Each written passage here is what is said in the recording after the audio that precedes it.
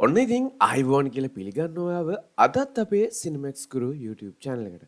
ඔන්න ඉතින් අද අපි කතා කරන්න යන්නේ 2019 වර්ෂයේ තිරගත වුණ The Fast කියන ෆිල්ම් එක ගැන.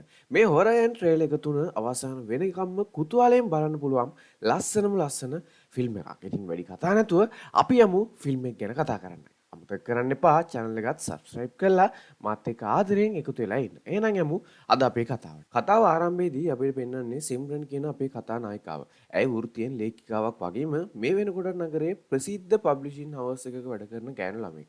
ඉතින් සිම්රන් මේ වෙලාවේ ඉන්නේ එයාගේ අලුත්ම ලිපිනේ ලියන ගමන්. ඇය මේ විදිහට කල්පනාවේ ඉන්න අතරේ එයාගේ නංගි වුණ ආලියා එකපාරට ඇමිත් එයාව බය කරලා hina වෙන ගමන් කරේ එල්ලෙනවා. ඉතින් මේ ආලියා ගැන කිව්වොත් එයා හොස්ටල් එකේ නතර වෙලා තමයි ඉගෙන ගන්නෙ. එයා සිම්රන් ළඟට එන්නේ අවුරුද්දටම ලැබෙන තියෙන මාස දෙකක නිවාඩුවට විතරයි. ආලියාගේ අම්මයි තාත්තයි දෙන්නම එයා චූටි කාලෙම කාර් ඇක්සිඩන්ට් එකකින් නැති වෙන නිසා චූටි කාලේ ඉඳන්ම උස්මහත් කරලා තියෙන්නේ මේ සිම්රන්. ඉතින් එදා රෑ දෙන්න රෑ කෑමත් අරගෙන සාමාන්‍ය විදියට නිදා ගන්නවා. පහවදා උදේ සිම්රන් එයා වැඩ කරන පබ්ලිෂින් හවුස් එකේ අයිතිකාරයා වුණ යුවරාජ් හම්බෙන්න යනවා. යුවරාජ් සිම්රන්ට පොතක් ලියන්න කියනවා අලුත්ම ස්ටෝරි ලයිට්නින් එක ඇඟට දෙන්නයි අතරේ. ඒ වෙලාවේ සිම්රන් කියන්නේ අවුරුද්දකට පස්සේ එයාගේ නංගි ආයෙමන් නිවාඩුවට ඇවිත් ඉන්න නිසා දෙන්නම නිවාඩුවක් ගත කරන්න යන්න හිතාගෙන ඉන්නවා කියලා. එතකොට තමයි යුවරාජ් කියන්නේ එයාට ලස්සන ෆාම් හවුස් එකක් තියෙනවා. ඉතින් සිම්රන්ගේ නංගි එක්ක නිවාඩුව ගත කරන්න ෆාම් හවුස් එකට යන්න කියලා. ආලියත් ඒ ආරංචි අහලා ගොඩාක් සතුටු වෙනවා. සිම්රන් එදා රෑ යුවරාජ් දුන්න ස්ටෝරි ලයින් එකට යටතේ කතාව ලියන්න පටන් ගන්නවා. පාන්දර දෙක කිට්ටු වෙනකම් සිම්රන් වැඩ කරලා නිදා ගන්න යනවා. ඒත් ඊට පස්සේ අපිට පෙන්වන්නේ සිම්රන් ලිපියේ උඩ ලේ බින්දුවක් වීරලා තියෙන විදිය. ඒත් එක්කම එතනනේ සීන් එක ඉවර වෙනවා. ඔන්න පහවදා කතා වුණ විදියට සිම්රන් ආලියා එක්ක යුවරාජ් ෆාම් හවුස් එකට යනවා. මේ ෆාම් හවුස් එකේ කෙයා ටේකර් තමයි ශම්භු කියන්නේ. ඉතින් ශම්භු දෙන්නව ආදරෙන් පිළි අරගෙන මුළු ෆාම් එකටම යාලව පෙන්නනවා. ඒ අතරේ ආලියා මිදුලේ ඔන්චිල්ලාවක වාඩි වෙලා ඒක පදින්න පටන් ගන්නවා. ටිකකින් ශම්භු ඇවිත් දෙන්නව නිදන කාමරේ පෙන්වන්න කියලා ඇතුළට එක්කයි යනවා. ඒත් ඊට පස්සෙත් ඔන්චිල්ලාව නම් තනියෙන් පැද්දෙන හැටි තමයි අපිට පෙන්වන්නේ. ඉතින් මේ සිද්ධිය නිසා ෆාම් හවුස් එකේ ඇතුලේ මොකක්ම හෝ නොපෙනෙන බලවගයක් තියෙනවා කියලා තමයි අපිට තේරුම් යන්නේ. ඔන්න ඊට පස්සේ යුවරාජ් සිම්රන්ට කෝල් එකක් අරගන්නවා. එයා ෆාම් හවුස් එක ගැන ගොඩාක් සතුටින් තමයි කතා කරන්නේ. ඊට පස්සේ සිම්රන් එදා රෑත් පොතේ ලියන්න පටන් ගන්නවා. ඒ අතරේ ආලියා නම් ටීවී එක බලන ගමන් තමයි ඉන්නේ. ඉතින් දෙන්නම ටික වෙලාවකින් රෑ කෑමත් අරගෙන නිදා ගන්නවා. ඒත් පාන්දර දෙක කිට්ටු වෙනකොට සිම්රන්ට ගෑනු කෙනෙක් කන්න සද්දයක් ඇහිලා නිින්දෙන් හැරෙනවා. එතකොට තමයි ඇය දකින්නේ කාමරේ මුල්ලකට වෙලා ගුළු වෙලා හිටපු ගෑනු කෙනෙක්ව. සිම්රන්නේ කවුද කියලා බලන්න හිතාගෙන ඇය ළඟට ඇවිදගෙන එනවා. ඒත් එකපාරට ගෑනු කියලා ඔලුව උස්සලා සිම්රන් දිහා බලනකොට තමයි එයාට තේරෙන්නේ ඒ ඉන්නේ යක්ෂ ආත්මයක් කියලා. ඒත් එක්කම අපිට පෙන්වන්නේ සිම්රන් ගැස්සිලා වගේ නිින්දෙන් හැරෙන හැටි.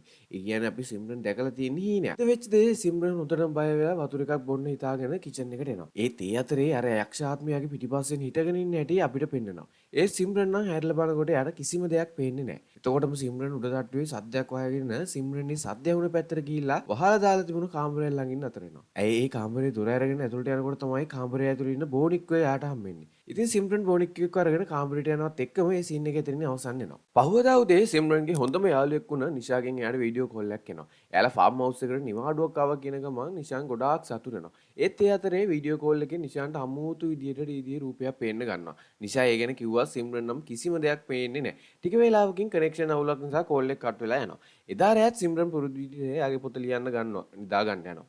ඒ ටික වෙලාවකින් අර බෝනිකා තනියම පුඩුවේ පැද්දෙන්න පටන් අරගෙන ඒ සද්ද නිසා සිම්රන් ආයෙමත් ඇහැරෙනවා. ඒත් ඒ වෙනකොට කිසිම දෙයක් පේන්න තිබුණේ නැති නිසා සිම්රන්නේ ගැන වැඩි හිතන්නේ නැතුව නිදා ගන්නවා. ඊට පස්සේ අපිට පෙන්වන්නේ බෝනිකා ෆාම් හවුස් එකේ මිදුලේ තියෙන ඔන්චිල්ලාවේ පැද්දෙන විදිය. ඉතින් ඒත් එක්කම ඒ සීන් එකත් ඉවරලා පහවදා දවස පටන් ගන්නවා. සිම්රන් උදේ ඇහැරලා එළියට යනකොට එයාට බර බෝනික්කෙක්ගේ සාලේ තිබිලා හම්බ වෙනවා. ඉතින් සිම්රන් හිතන්නේ ඒ බෝනික්කව අරන් ආවේ ආලියා කියලා. ඒ නිසා එයා වැඩි ඒ ගැන හිතන්න යන්නේ නැහැ. ඒත් එතකොට අර යක්ෂ ආත්මය එයාගේ පිටිපස්සෙන් ඇවිදගෙන යනවා කියලා එයාට තේරෙනවා. ඒත් එතකොට සිම්රන් හිතන්නේ ඒ ගිය ආලියා කියලා. ඒ මොහොතේ සිම්රන් ජනේලෙන් දකිනවා ආලියා ඉන්නේ එළිය මිදුලේ කියලා. ඉතින් එතකොටම නම් සිම්රන් ටිකක් බය වෙනවා. මොකද ආලියා මිදුලේ නම් මෙයාගේ ළඟින් ඇවිදින ගියේ කවුද කියලා සිම්රන්ට හිතා ගන්න බෑ. ඉතින් එයාට තේරුම් යනවා ෆාම් හවුස් එක ඇතුලේ කවුරු හරි තුන්වෙනි පාර්ශවයක් ඉන්නවා කියලා. සිම්රන් මේ කවුද කියලා හොයාගන්න හිතාගෙන ෆාම් හවුස් එකේ බේස්මන්ට් එකට ඇවිදගෙන යනවා.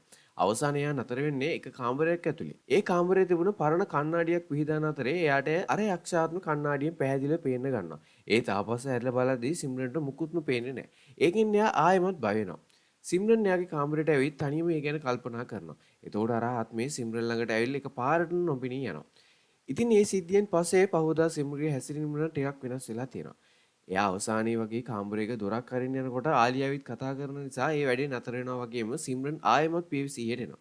ඉතින් මේ කාමරේ වෙලාවේ සිම්රන් කියන්නේ එයා එතනට ආවේ විදිහක් දන්නේ නැහැ කියලා. ඉතින් ආලියා ඒ ගැන නොහිතා සිම්රන්ව එළියට එක්කගෙන යනවා. සිම්රන් ආයෙමත් එයාගේ පොත ලියන වැඩවලට මනස යොමු කරන්න try කරනවා. ටික වේලාවක් වැඩ කරාට සිම්රන් ස්විමින් pool එක ළඟට ඇවිත් ටිකක් නිදහසේ වාඩි වෙලා ඉන්නවා.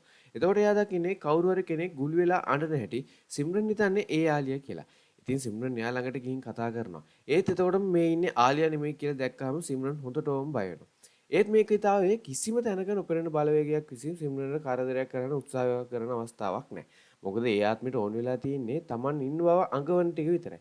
ඒත් ඒකට හේතුව මොකක්ද කියලා වගේම මේ නොපෙනෙන බලවේගය ඕන වෙලා තියෙන්නේ මොකක්ද කියලා නම් අපිට දැනුම හිතා ගන්න බෑ. එදා රෑ සිම්රන් නින්දට යන අතරේ ආත්මේ ආයෙමත් ඇඟ ඇතුළට ආවේශ වෙනවා. සිම්රන් කිසිම සිහියක් නැතුව අල්මාරියේ රතු පාට සාරියක් අරගෙන ඒකත් අඳගෙන කළුවරේ එළියට යනවා. එතනින්ද යාර නාදුන පිරිමි කෙනෙක් වුණ ගහනවා. සිම්රන් ඔහු එක්කම ආයෙත් ෆාම් හවුස් එක ඇතුළට යනවා. පහුවදා උදේ සිම්රන් ඇහෙනකොට PFCෙන් ඒත් එයා වෙනකොට නාදුන කෙනෙක් එක්ක නිරුවතින් කාමරේ ඇඳ උඩ ඉන්නව දැක්කාම කලින් දවසේ රෑ Taman අතින් ලොකු වැරද්දක් වුණ බව ඇයට තේරුම් යනවා. ඒ තරුණ හැමදේම පැහැදිලි කරන්න සිම්රන් නම් මේත් මුකුත් මතක නැහැ. ඉතින් මේ තරුණයා සිම්රන් කාමරේ නිලියනනකොට ආලියත් ඔහු දකිනවා.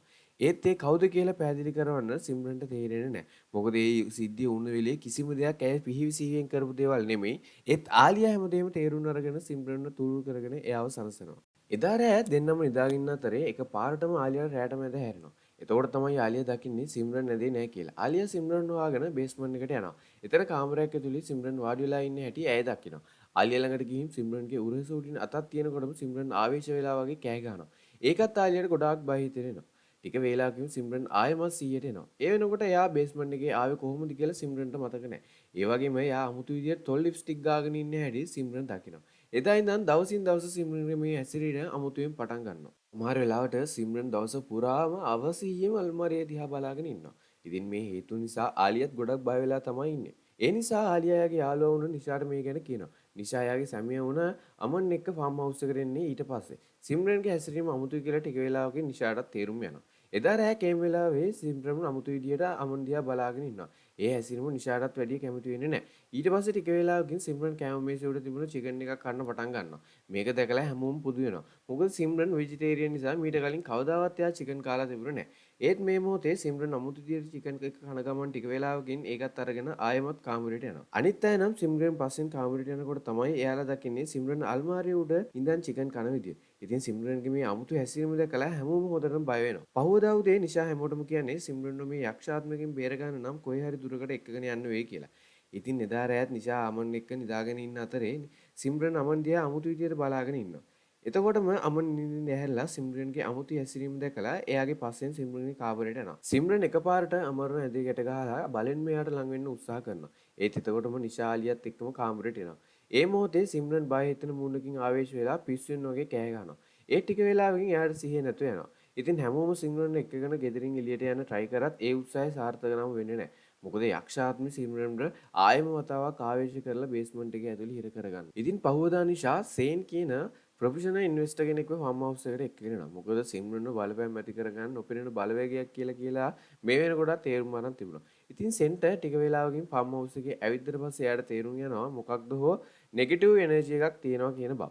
ඇය ඒ ගැන හොයාගෙන කාමරේ තිබුණු අල්මාරිය ළඟට එනවා. මේ අල්මාරියේ තිබිලා සෙන්ට පරණ ෆොටෝ එකක් හම්බ වෙනවා. සෙන් ෆොටෝ එකත් අරගෙන ගිහින් ෆාම් හවුස් එකේ වැඩට හිටපු ශම්භුගෙන් විස්තර අහනවා. එතකොට තමයි ශම්භු කියන්නේ ඒ ඉන්නේ යුවරාජ් කලින් කසාද බඳලා හිටපු සංජානා කියලා. ඒත් මේ සංජානා අවුරුදු 5ක් තිස්සේම ආගිය අතක් කවුරුත්ම දැනගෙන හිටියේ නැහැ. ඒ වගේම මේ සංජානා ඉඳලා තියෙන්නේ අර අල්මාරියේ තිබුණු කාමරේමයි. එතකොට තමයි සෙන් කියන්නේ සංජනා මේ වෙනකොට ජීවිතයෙන් සමුවරන් ඉවරයි. ඒත් දැන් යක්ෂ ආත්මයක් වෙලා සිම්රන්ව බලපෑම් කරනවා කියලා. හැමෝම මේ කතාව අහලා බය වෙනවා. ඊට පස්සේ සෙන් මන්ත්‍රයක් කියලා මතුරුගෙන අතර සිම්රන්ට සංජනා අවශ්‍ය වෙලා එයාගේ අතීත කතාව කියන්න පටන් ගන්නවා. යුවරාජ් සංජනාව කසාද බැන්දට පස්සේ දෙන්න අතර කිසිම විදියක සම්බන්ධයක් තිබුණේ නැහැ. යුවරාජ් කරලා තියෙන්නේ වැඩ කරන එක විතරයි. ඒ සංජනා කවදා හරි යුවරාජ් තමන් ළඟට එනකන් ආසාවෙන් බලාගෙන ඉඳලා තියෙනවා. ඒත් ඒ හැම බලාපොරොත්තුවම බොඳ වෙලා යන්නේ යුවරාජ් සමලිංගිකයි කියන එක සංජනාගේ ඇස් දෙකටම දැක්කට පස්සේ. ඉතින් මේ සිද්ධියෙන් පස්සේ සංජනා ගොඩාක් දුක් වෙනවා. ඒත් යුවරාජ් කියන්නේ එයා සංජනා කසාද බැන්දේ පවුලයාගේ උමනාව කියලා. ඉතින් මේ දේවල් දරා ගන්න බැරිම තැන දවසක් සංජනාගේ ජීවිතේ නැති කර ගන්නවා. ඊට පස්සේ එයාගේ අසම්පූර්ණ ආශාව නිෂ්ඨ කරන්න බැරුණු නිසා සංජනා යක්ෂාත්මයක් වෙලා ඉපදෙනවා.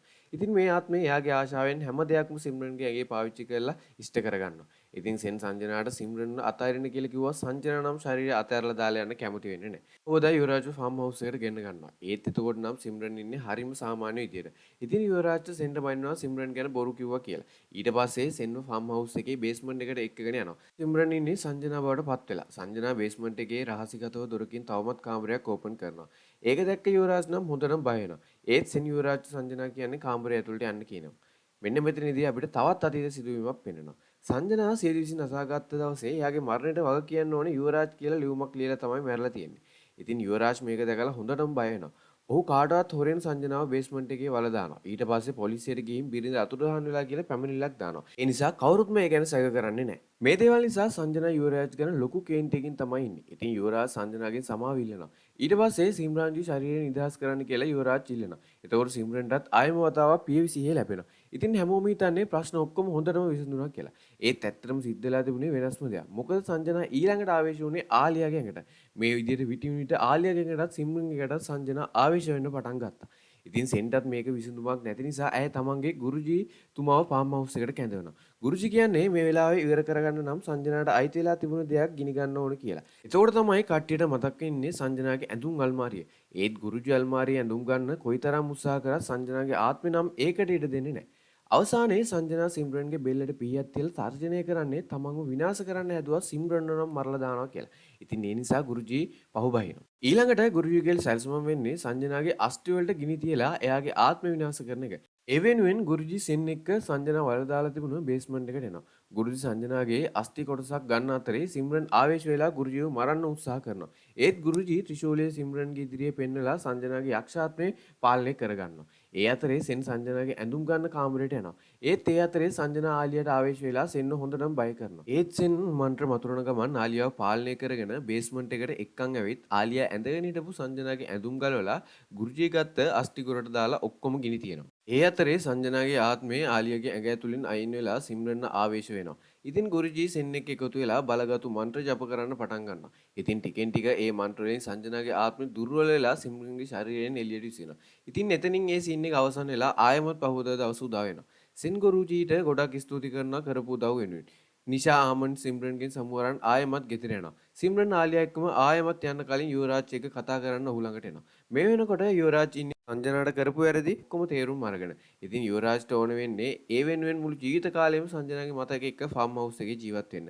ඉතින් සිම්රන් යුවරාජ්ට ෆාම් හවුස් එකේ නවතින්න ඉඩ දීලා ආයෙමත් ගෙදර යනවා. ඒත් අවසානයේ අපිට වෙන්නන්නේ ෆාම් හවුස් එකේ ඔන්චිල්ලාව තාමත් තනියෙන් පැද්දෙන හැටි. ඒ කියන්නේ සංජනාගේ ආත්මය තවමත් ගෙදර ඉන්න බව. ඉතින් කොහොම හරි ජීවත් වෙලා ඉන්න කාලේ ආදරය කරන්න බැරි වුණු යුවරාජ් අවසානයේ සංජනාගේ මියගිය ආත්මය එක්ක ෆාම් හවුස් එකේ තනි වුණා වගේම ආයෙම කවදාවත් ඔහුට ආදරය විඳින්න ඉඩක් ලැබුණේ නැහැ. ඉතින් මේ ෆිල්ම් එක බලපු ඔයාටත් කියන්න තියෙන්නේ ජීවත් වෙලා ඉන්න තුරු ඔයාගේ ආදරණියන්ට පුළුවන් තරම් ආදරය දෙන්න.